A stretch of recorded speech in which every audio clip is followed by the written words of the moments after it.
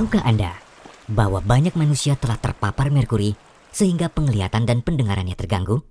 Sebelumnya, mari kita kembali ke akhir tahun 50-an. Pada masa tersebut, di kota Minamata, Jepang, sejumlah orang terjangkit gangguan saraf yang disebabkan oleh keracunan merkuri yang parah. Oleh karena itu, penyakit ini disebut juga dengan penyakit Minamata atau Minamata Disease. Tanda dan gejalanya termasuk ataksia, mati rasa di tangan dan kaki, kelemahan otot umum, kehilangan penglihatan tepi, serta kerusakan pendengaran dan bicara. Dalam kasus ekstrim, penyakit ini menyebabkan kegilaan, kelumpuhan, koma, dan bahkan kematian yang terjadi dalam beberapa minggu setelah timbulnya gejala. Tapi, apa sebenarnya merkuri itu? Merkuri adalah logam berat yang sangat berbahaya, bersifat toksik, persisten di lingkungan, dan pada dasarnya tidak dapat dimusnahkan. Lantas, apa saja dampak merkuri pada lingkungan, manusia, dan makhluk hidup lainnya? Senyawa merkuri tersebar di mana-mana. Merkuri dapat ditemukan di dalam air, udara, dan juga tanah. Karena sifatnya yang tidak bisa terurai dan daya ikatnya yang tinggi, merkuri yang mencemari air dapat mengkontaminasi ikan-ikan yang dikonsumsi oleh manusia dan juga menyebabkan kematian spesies lainnya yang mana akan merusak fungsi ekosistem secara permanen. Sementara itu, merkuri yang mencemari udara disebabkan oleh emisi. Hal itu menyebabkan dampak buruk bagi kesehatan manusia, burung, dan makhluk hidup lainnya yang menghirup udara tersebut. Selain itu, limbah merkuri yang dilepaskan ke tanah dapat menimbulkan kontaminasi, sehingga jika terdapat ladang padi yang berlokasi dekat dengan pabrik penghasil limbah merkuri, beras yang dihasilkan berpotensi untuk tercemar. Dalam kehidupan manusia, merkuri dapat ditemui pada barang-barang yang digunakan setiap hari, seperti produk perawatan dan pemutih kulit ilegal, kosmetik ilegal, kandungan pada baterai, lampu neon, dan masih banyak lagi. Pencegahan interaksi dengan merkuri dapat dilakukan dengan mudah. Contohnya, untuk produk perawatan kulit dan kosmetik, kita dapat memastikannya dengan menggunakan produk yang telah terdaftar dan memiliki izin edar dari BPOM. Sementara, untuk produk seperti baterai, lampu neon, dan alat kesehatan bermerkuri seperti termometer dan tensimeter, harus dibuang ke fasilitas pengolahan limbah B3 terdekat. Jika tidak ada sama sekali, maka sebaiknya barang-barang tersebut dibungkus terlebih dahulu dengan bahan non-konduktor yang memiliki kemampuan menahan benturan.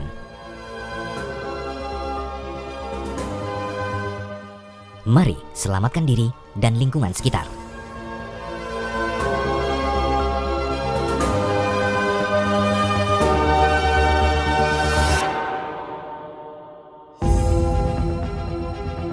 Hentikan penggunaan merkuri. Lindungi lingkungan, lindungi kehidupan.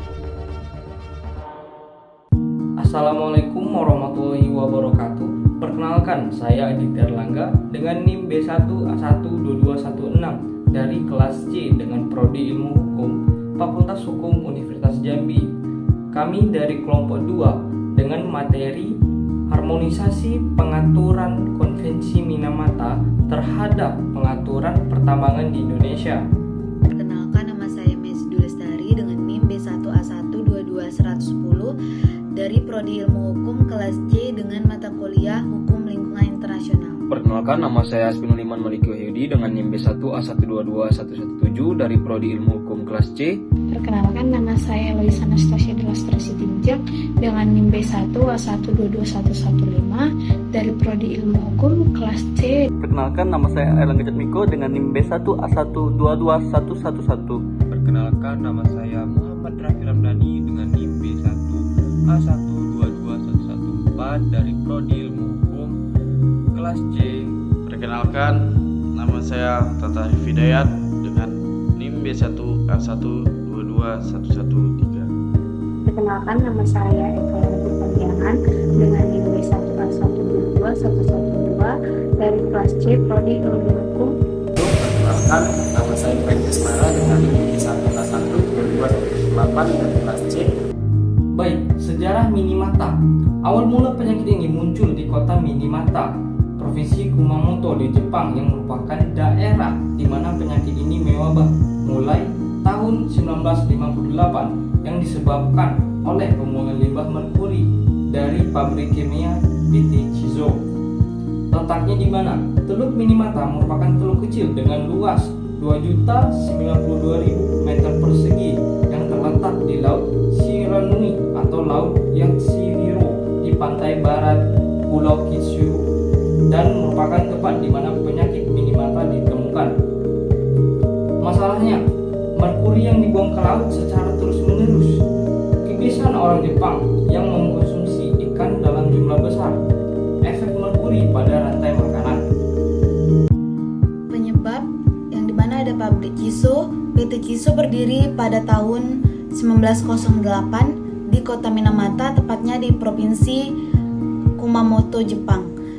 PT Chiso merajai pasar kimia terbesar di Jepang. PT Chiso memproduksi berbagai macam mulai dari pewarna kuku, campuran cat, sampai bahan peledak.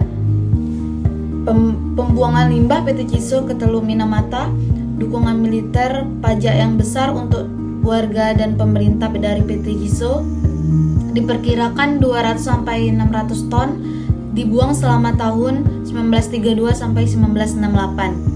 Selain merkuri, limbah PT Chiso juga berupa mangan, talium, dan selenium.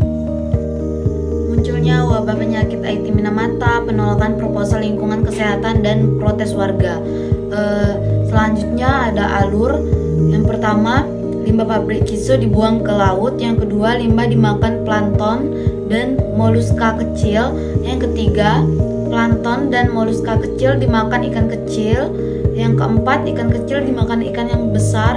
Yang kelima, ikan besar dimakan ikan yang lebih besar. Yang keenam, ikan-ikan yang sudah tercemar merkuri dikonsumsi manusia. Pertama, saya akan menyampaikan dampak merkuri. Dampak merkuri dapat menyebabkan kesemutan, gangguan bicara, gangguan ingatan, gangguan syaraf, gangguan pencernaan, kerusakan, dan bahkan merkuri dapat menyebabkan kematian. Dan saya akan menjelaskan tentang konvensi tragedi Minamata Kumamoto di Jepang 10 Oktober 2013. Pada hari itu, delegasi dari 121 negara menandatangani konvensi tentang merkuri yang dinamakan Konvensi Minamata. Penamaan konvensi mencerminkan semangat bersama untuk tidak mengulangi tragedi kemanusiaan akibat pencemaran merkuri di Teluk Minamata. Penggunaan merkuri di pertambangan Indonesia adalah praktik penambangan emas ilegal di daerah-daerah tertentu, seperti contohnya di daerah Kalimantan, Papua, dan Sumatera. Nah, dalam praktik ini, merkuri sengaja dicampurkan dengan material berbahan emas agar emas sendiri dapat dipisahkan dari bebatuan. Praktik ini seringkali dilakukan tanpa memadai dan tanpa pengawasan sehingga dapat berbahaya. Nah, efek dari penggunaan merkuri ini sendiri sangat berdampak buruk bagi lingkungan dan manusia, terutama kepada limbah yang dibuang ke sungai dan daratan yang dapat membahayakan penggunaan air, mencemari air, dan dapat membahayakan masyarakat yang tinggal di lingkungan sekitar. Kemudian dapat kita lihat di sebelah ini proses pengolahan emas dengan menggunakan merkuri. Harmonisasi konvensi Minamata terhadap Undang Minerba.